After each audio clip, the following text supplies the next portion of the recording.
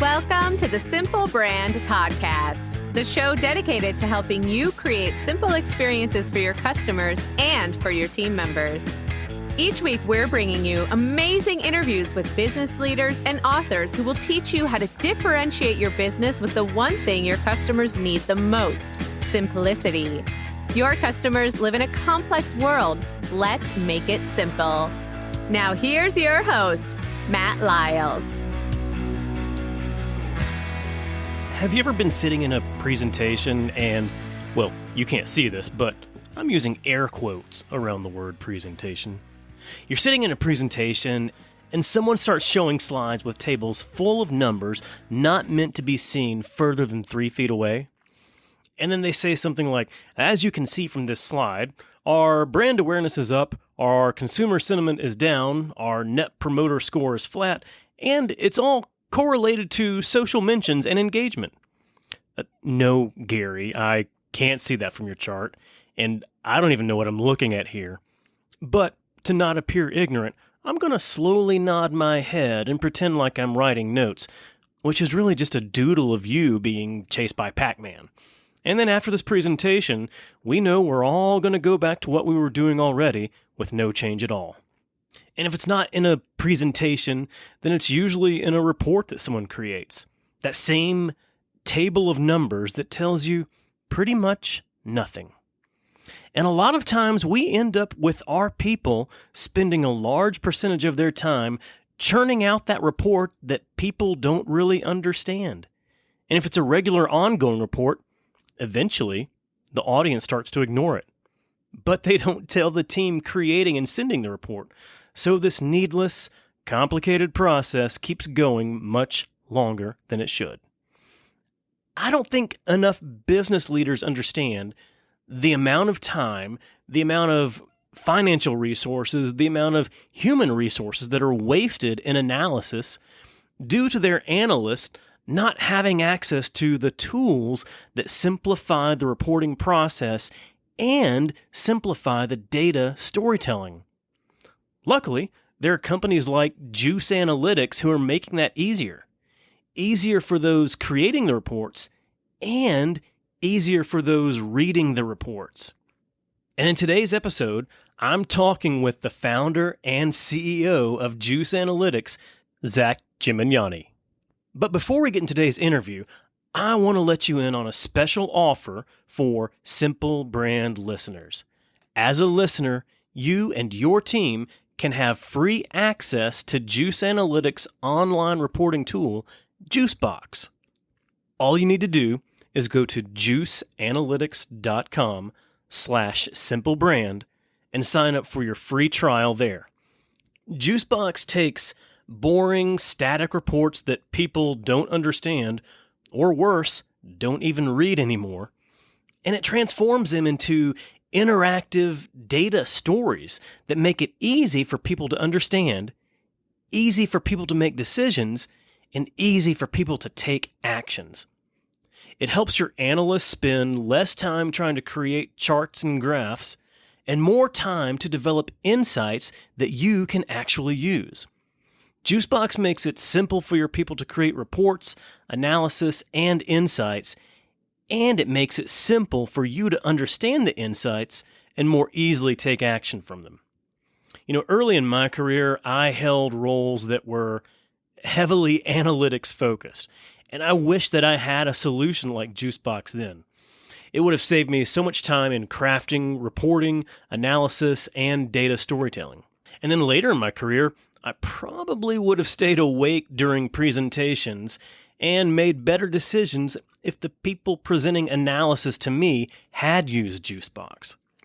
So if you want your team to be able to save time and resources while being able to create visually compelling reports that help make decision-making easier, then Juicebox is for you. So sign up for your free trial at juiceanalytics.com/simplebrand. But before you sign up, you probably want to have a better understanding of Juice Analytics and their philosophy and their approach to data analysis and data storytelling. Well, good news, you're going to learn all about that in my conversation with Zach Gemignani. Zach's the co-founder and CEO of Juice Analytics. In that role, he's responsible for the strategic direction, the business development, and the thought leadership of the company. And he's even written the book on data storytelling. He's the author of Data Fluency, Empowering Your Organization with Effective Data Communication. Want to hear my interview with Zach? Here we go. Hi, Zach. How are you? I'm doing real well, Matt. Thanks for being here. It is my pleasure. Zach, why did you develop Juice Analytics? Yeah, so let me give you a little background on Juice, and might help explain why we created the company and where we're headed. So it was actually about 15 years ago that I started the company with my brother. We were interested in data, interested in analytics, and wanted to work together. And when we got the company started, we really found that the part of analytics and data that we were really passionate about was the challenge of communicating data. And often that relates to data visualization and dashboards and reports and lots of things that we run into on a regular basis. But we just found that organizations struggle a lot, not so much with gathering lots of data. Everyone's great at gathering lots of data, and we know how much data there is everywhere, but really in the challenge of how do you communicate that data in ways that regular human beings can understand what it means to them. And that's, it was pretty early into starting the company with my brother, just as a consulting firm, where we found that that was the piece that we were really passionate about. We've talked about it as the last mile of data. And that's sort of been our challenge and vision for the company, is to help people bridge that last mile so that they can really get value out of data by connecting it to regular people. Why is the last mile so important?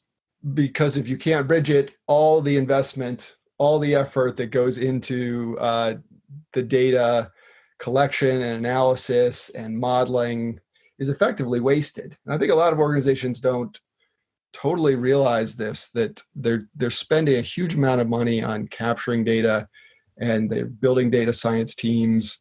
But if they can't put that data in a form that the decision makers in their organization are going to understand it and do something about it, you really have wasted that huge investment. The end result, the people who are seeing the end result and hearing any end story, if there even is one, you're right. It's decision makers, and it's the people that aren't necessarily deep in the data. It's those that may not have all the knowledge of the data. And a lot of times it's difficult for these people to see the analysis and say, well, so what? So what do I get from this? Yeah. And I think you're putting your finger on the challenge, which is that there are these gaps in understanding and perspective that occur, where you have technical people, analytical people in organizations who really get deep in the data and understand what's going on, and they can analyze it, and they can do amazing things with predictive models and machine learning and artificial intelligence. But for the most part, that's not how decisions are made in organizations. That's not how, whether we're talking about strategic decisions or tactical, just customer service decisions, sales decisions, those are driven at a much more human level by people who are often not as deep in the data, so they don't understand what it means to them. So it's bridging that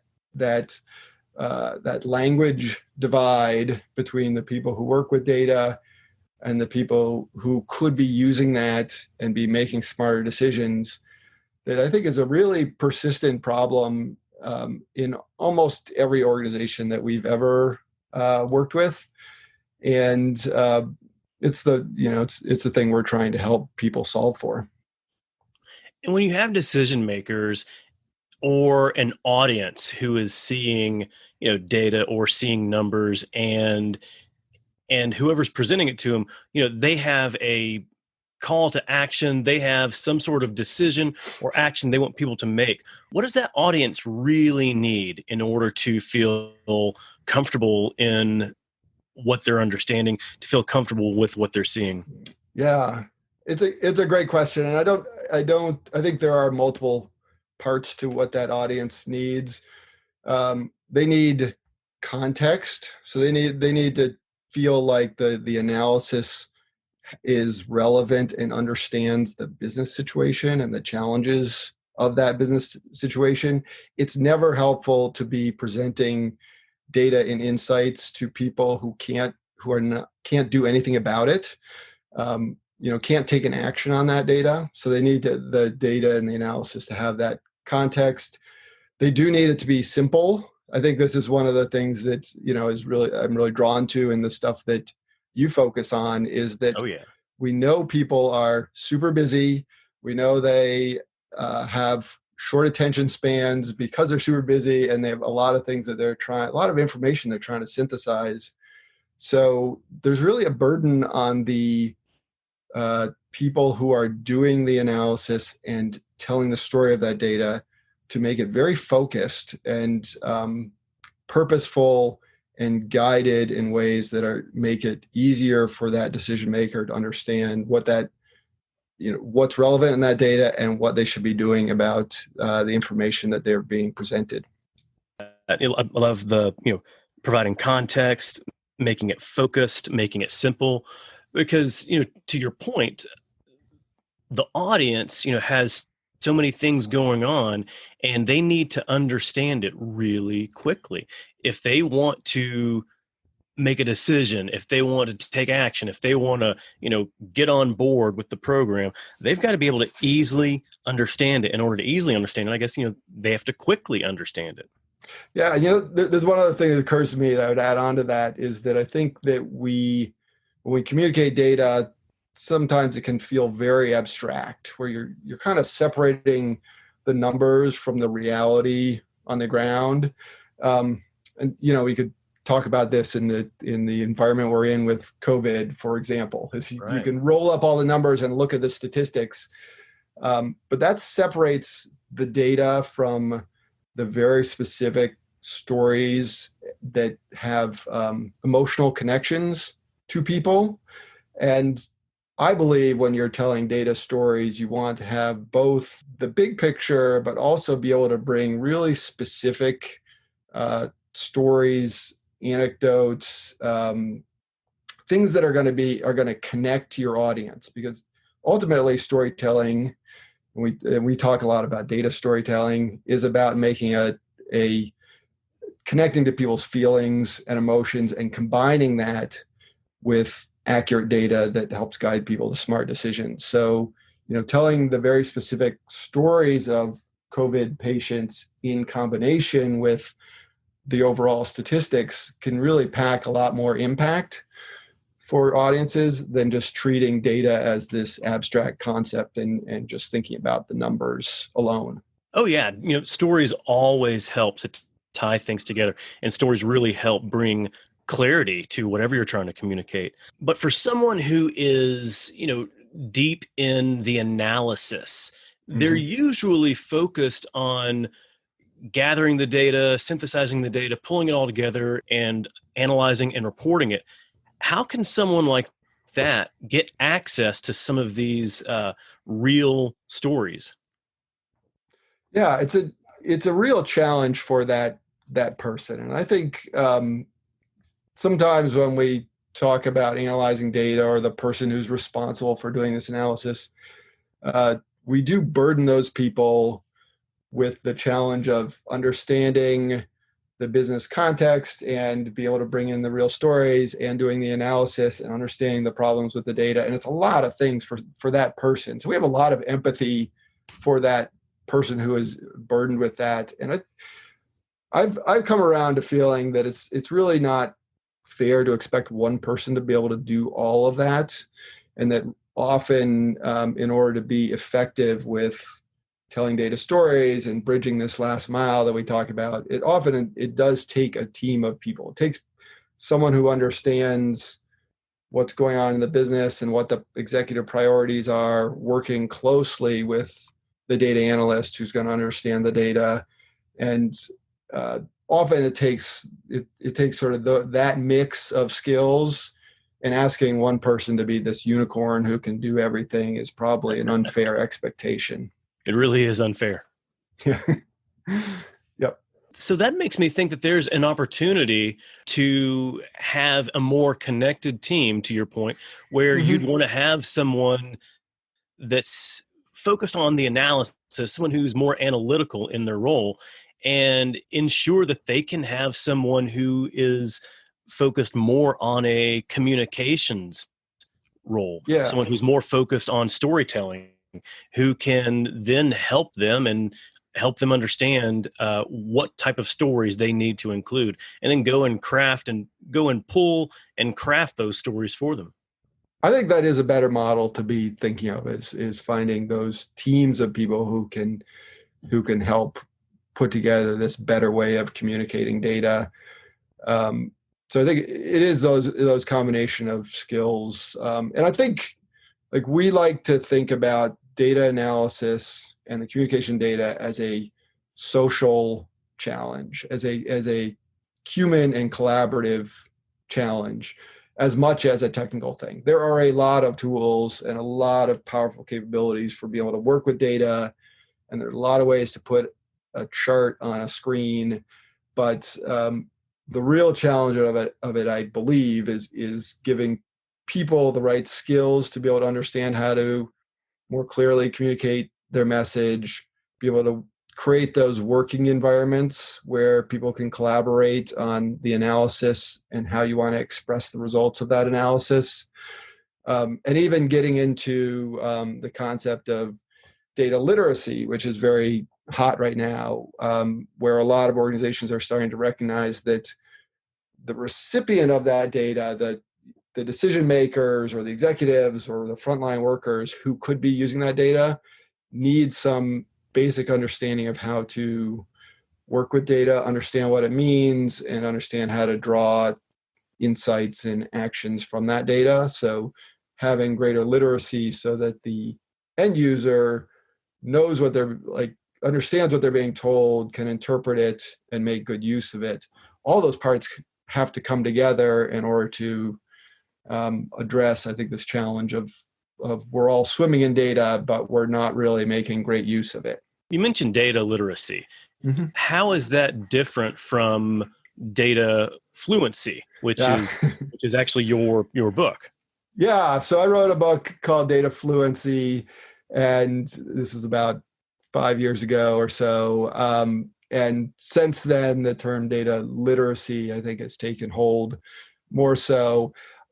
It's a little bit of splitting hairs and semantics to me to say that these things are very different. If I was to split a hair, why not?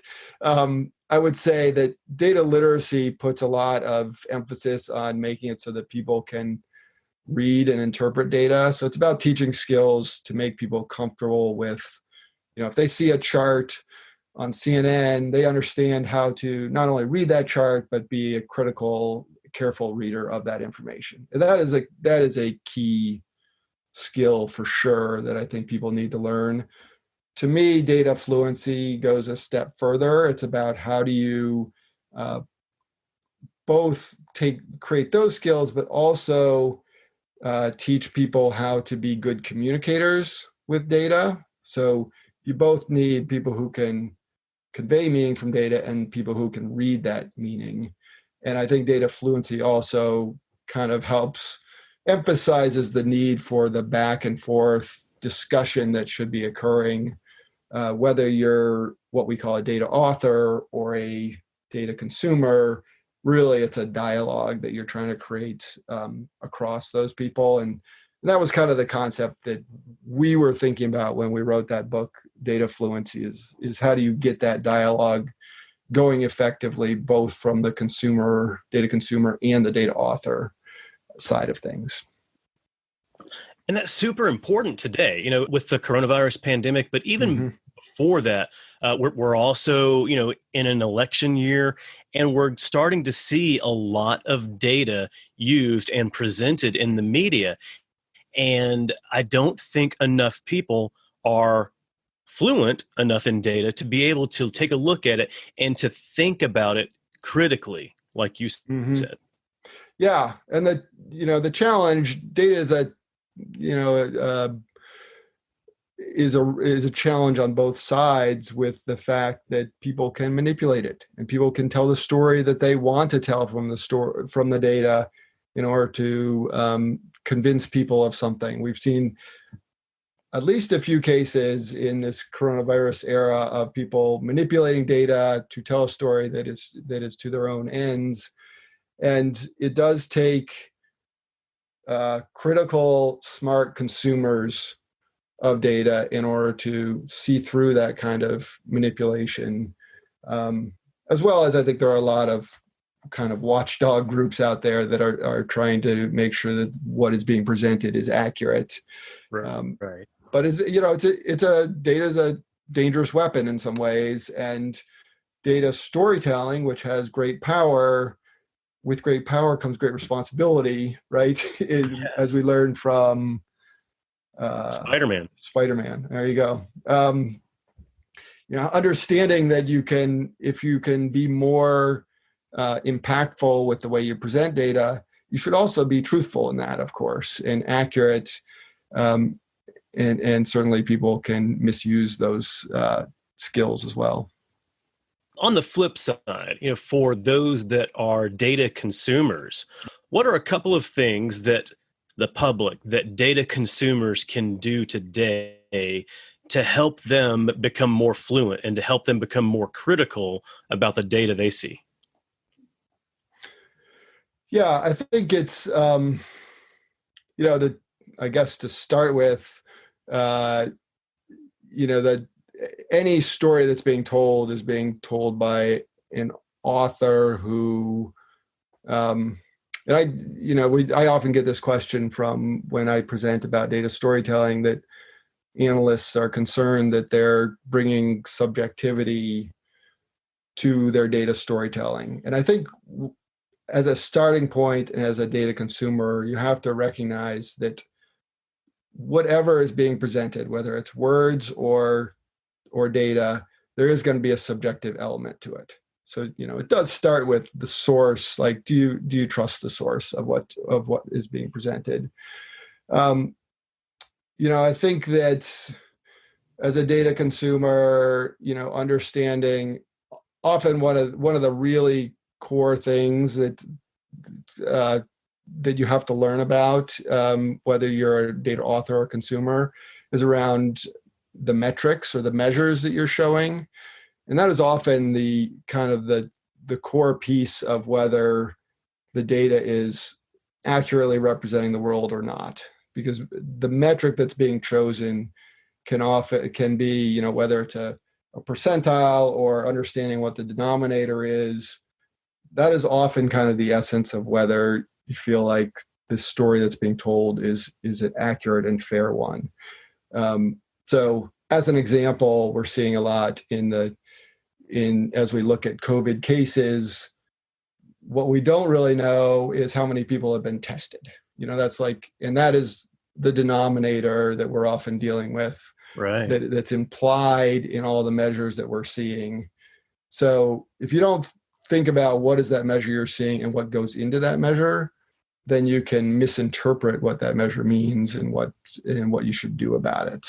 So that is often, when I'm thinking about when we're training people on data storytelling or reading data, it really often comes down to the measures as the key characters in your story and understanding the nature of those characters, and everything else is kind of how you break out those measures and how you look at how those things are changing over time. But you want to start right there. Yeah, because sometimes, the story can change just simply based on what you're measuring. And it helps, and it helps to make sure that when someone's trying to tell a story, that they're actually measuring the right thing. Right. I think that it is it's the foundational element of your story, and it can take the story off the tracks or keep it on the tracks if you choose the right measure. Right. Well, so you have a service that helps data authors to better present and to provide better data storytelling. Juicebox. So can you tell me more about Juicebox and who is it for?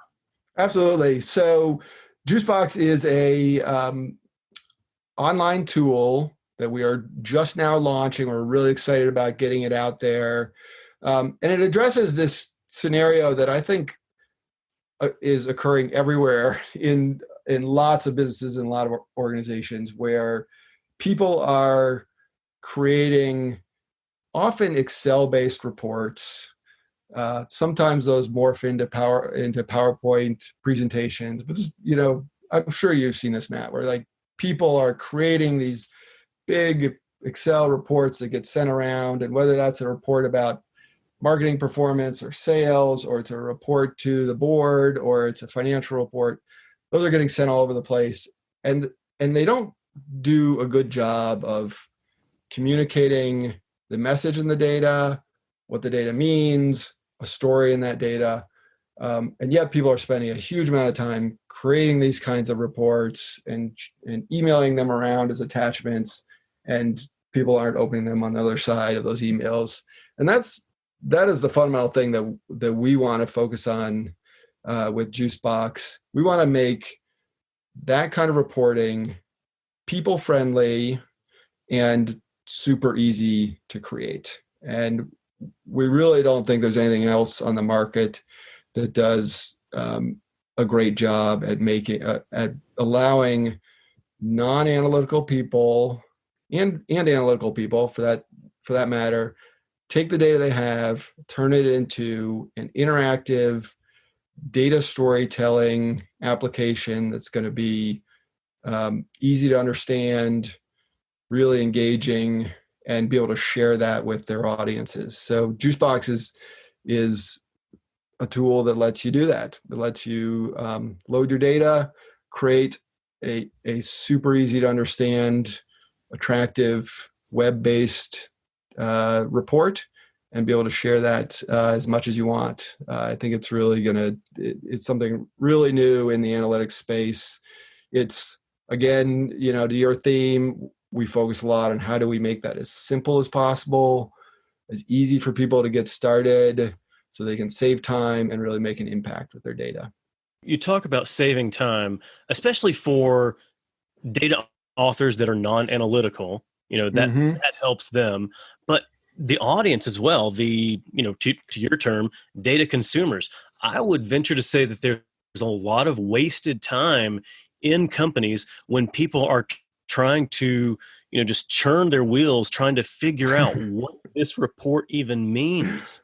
That's a great point. And we often think about it from the author side, but you're exactly right with the consumer as well. There's a lot of wasted mental energy, time trying to understand that. And I think so giving those data authors something that allows them to much more clearly, directly tell the story of their data and make it so that their audience is going to want to engage with that data. I mean, this is the challenge is, if I've done a big survey, let's say I've done a big customer survey and we have a bunch of results from that, and then I send those results as some Excel document around, there's no reason to imagine that people are looking at that, understanding it, and pulling the same insights from that kind of report. And yet that means that the whole effort to do the customer survey is wasted if people aren't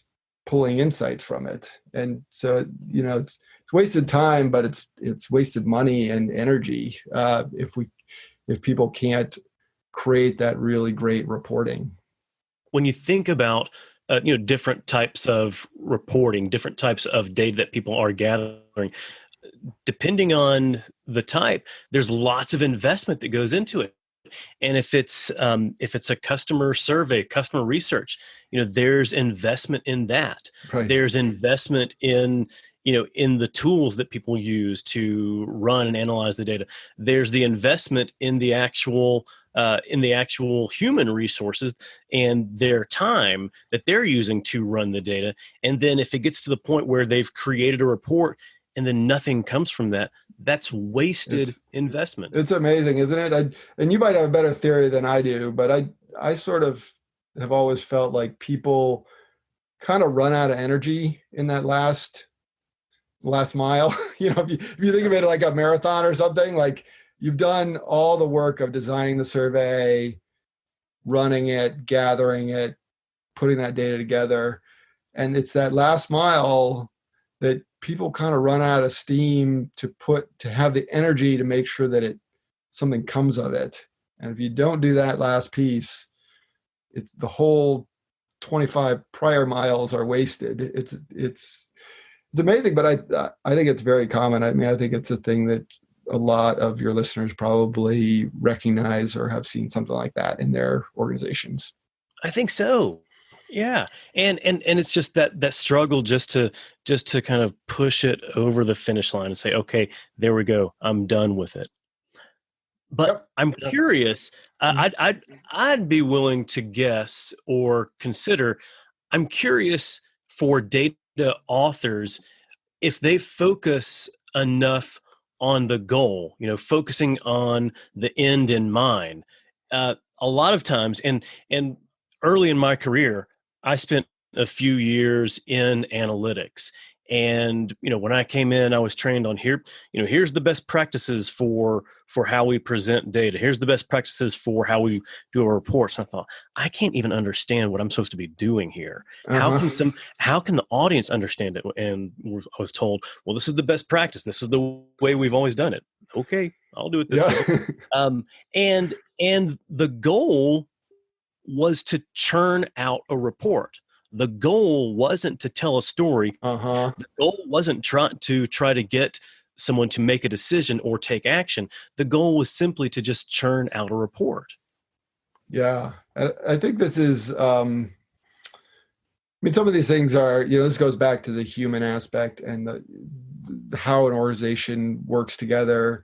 I was talking to a friend of mine who runs a data science group at a software company, and he was expressing this same thing where he was trying to impress upon his data science team that building their predictive models and getting good results from their predictive models was not the finish line. It wasn't any success until you have that model in production in their product. That's the actual finish line. And to get to that finish line, what you need to do is you have to step out of their comfort zone of working with data, and you got to start convincing some executives at the organization that your model makes sense, and then you need to get it into production. And those last steps ask people to engage with other humans, convince them of things, show them the results, work through that challenge of bridging those language barriers that exist between business people and more technical people. And yeah, I think thinking of the delivery, I just delivered the data, therefore I can check the box and that's good enough, is not good enough.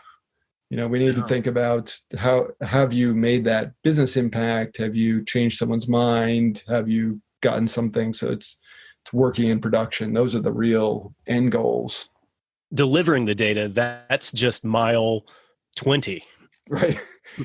Yeah. And you're pretty tired by then. It's a good analogy because there's a lot of work to do. I don't know how long you were in analytics or how deep you got into all this stuff. There you go. You escaped it, but there's data projects have lots of parts to them, and they are messier and more challenging than anyone wants to admit at the beginning. So at the beginning it seems simple, and then you realize things are inaccurate and there are complexities, and you have to address all of that, and it can become very time consuming.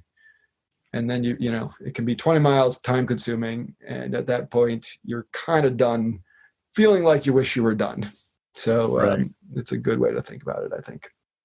And to have an understanding of, you haven't reached the finish line, you haven't reached your true goal yet. Your goal shouldn't just be to just deliver the numbers. That's right. Yeah, I think you need to think of, have you gotten those numbers or those insights into the minds of the people who are going to do something with those insights. And often that is, sometimes we'll think about, when you're telling a data story, you need to think in a sales and marketing kind of mindset, which is very challenging, which goes all the way back to some of the initial discussion about it takes a team. Like you need to synthesize your message down to something that's simple for someone to understand, that it might change their terminology or their language or how they think about something. And if you're getting executives to talk about things in new ways that are driven by the data analysis that you've done, that's a kind of success. Like that feels a lot more like success to me, because now you've changed minds, and that changing of minds is going to flow into how the business works. It's ensuring that your audience gets it. In my role, professional speaking engagements is a big part of my business. And my goal isn't to stand on stage and just give a talk. My goal is to help people understand and to change the way that they think about things. And if I'm giving a talk and I look out into the audience and I see blank stares, then I know that I've got more steps to take. I'm not done. But I love looking out into the crowd and seeing those light bulbs go off in people's heads. And that's when I know, they're getting this. This is sinking in. Right. So they're probably repeating back. They probably come up afterwards and repeat back things that you've said and connect those to their world. And at that point, you've kind of closed this loop of taught them something, but they're also starting to apply it in their world. It's I'm sure a lot of the lessons that you have learned and that you teach about presentation and being motivating people and convincing people of things apply to data storytelling. I think that's one of the things that I think we bring to our work and to Juicebox, is to really be trying to tackle this very challenging problem of how do you convey information in ways that are going to be compelling and engaging. So it's less about the technology or working with big data or how many charts you can put on the screen or, all that stuff. We want to clear out that stuff and get the focus on the audience you're trying to reach, what questions do they want to answer, and how the data can inform those things and what they can do about the data once they've learned something new. That should be the focus. I was actually talking with somebody yesterday, and this can relate to so many things when you're trying to change someone's mind or get them to make a decision or take action. You need to be able to answer the question for them, so what and now what? Yep. This happens a lot in, one of the big pitfalls, I think, of the data analysts and of the person who's trying to communicate the data is that they will get all sorts of questions and requirements from their audience that are just they're just interested, or they don't even know quite what to ask. So there's a lot of questions that fly around in data projects or in analyses, and someone has to step in and ask those questions that you just asked about. If you knew the answer to that question, what would you do about it? What actions could you take? Why is this important? Versus trying to answer everything and kind of overloading. It's a little bit of a question of who's taking responsibility of doing some editing to narrow down to the really important things. And the data world has struggled with just trying to answer everything or gather all the data and not try to edit itself and curate information so that people can actually absorb a manageable amount of information.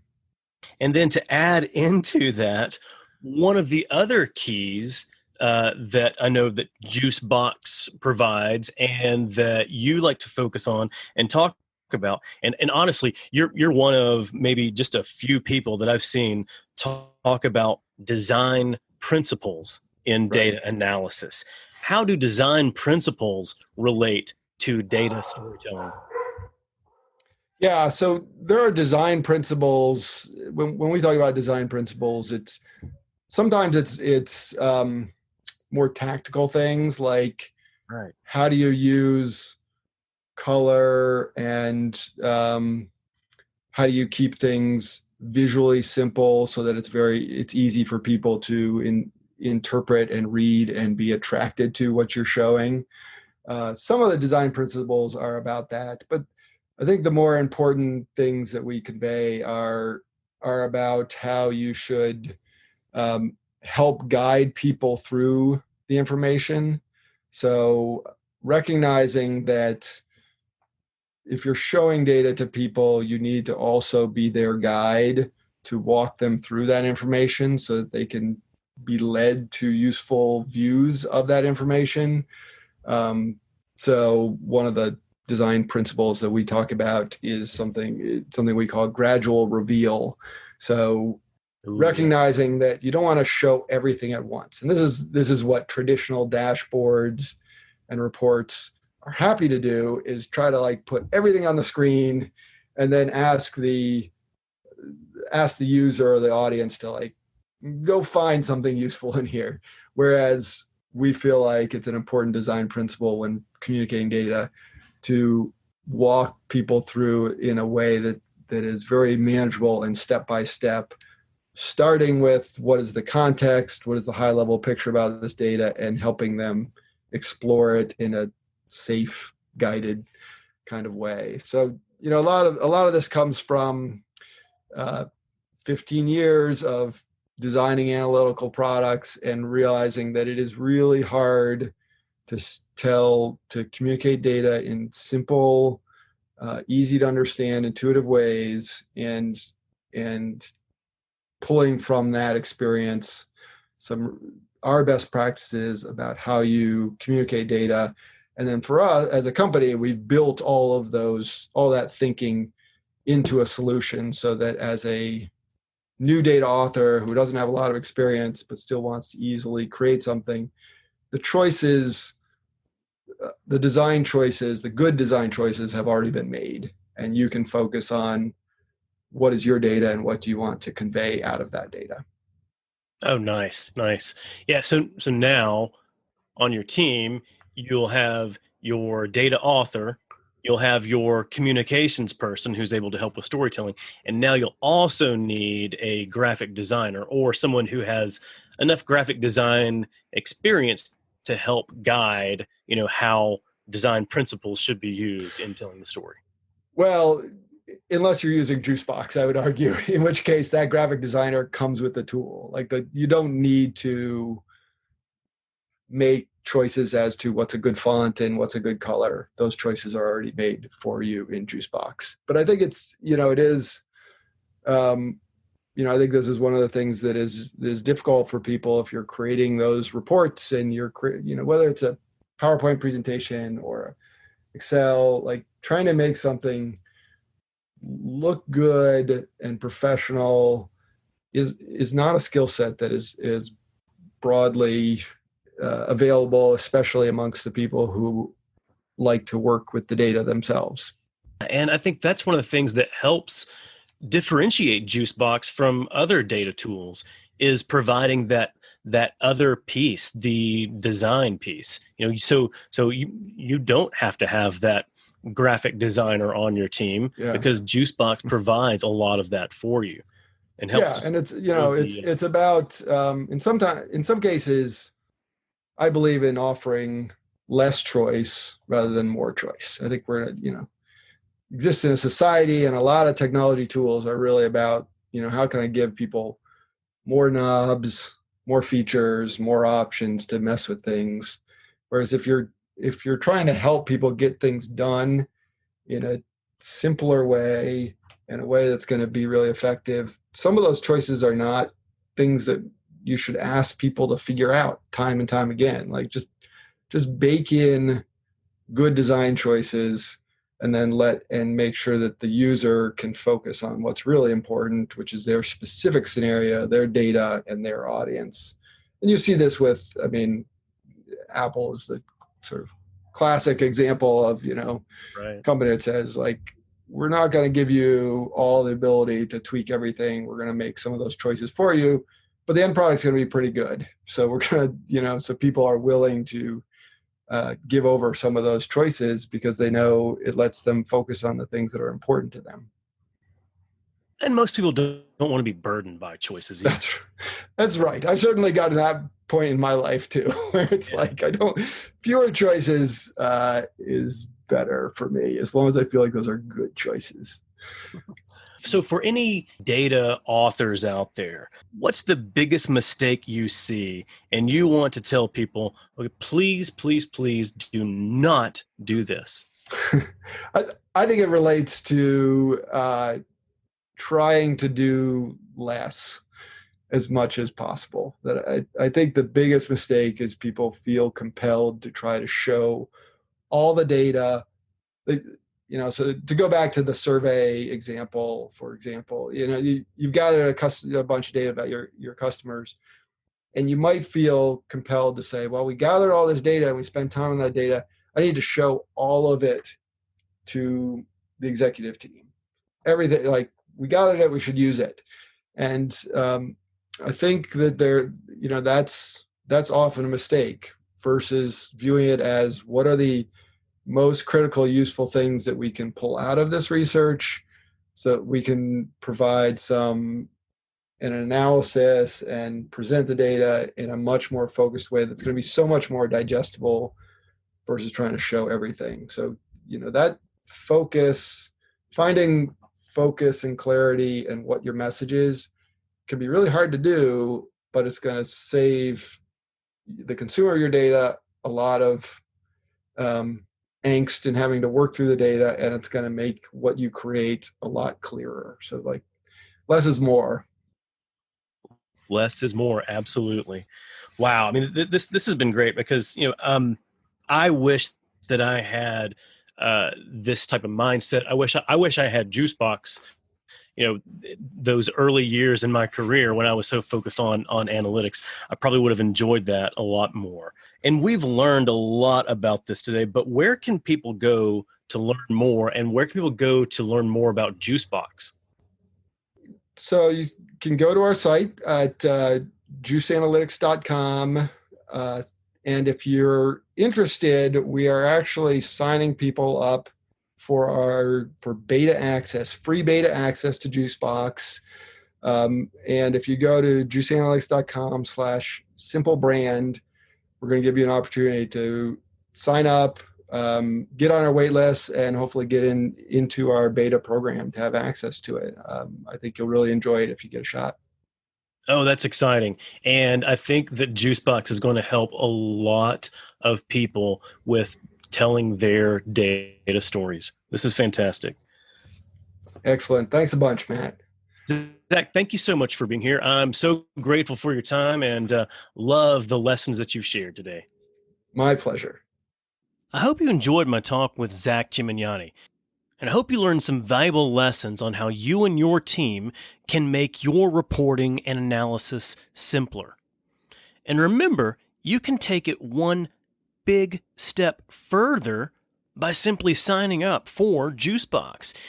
You, as a Simple Brand listener, have access to the free beta trial of Juicebox, and all you need to do to download it is go to juiceanalytics.com/simplebrand. Hey, I hope you're enjoying listening to the Simple Brand podcast. I loved having you with us today. I'd love it if you hit the subscribe button. And when you do, that's going to be a lot simpler for you to get future episodes. We've got some great episodes coming up, lots of more great interviews, lots of fun guests, more lessons from me, Matt Lyles. So hit the subscribe button, and then you can automatically make sure that you get those new episodes as soon as they're live. Until then, keep it simple. Thanks for joining us for this episode of the Simple Brand Podcast. Want to make your listening experience simple and automatically receive each new episode? Visit our website, simplebrandpodcast.com, where you can subscribe to the show in iTunes, Spotify, Stitcher, or wherever you listen. If you're finding value from the Simple Brand podcast, leave us a rating or review. That helps us get the show to the ears of the people who need it most. Be sure to catch Matt right here next week. Same Matt time, same Matt channel. Until then, keep it simple.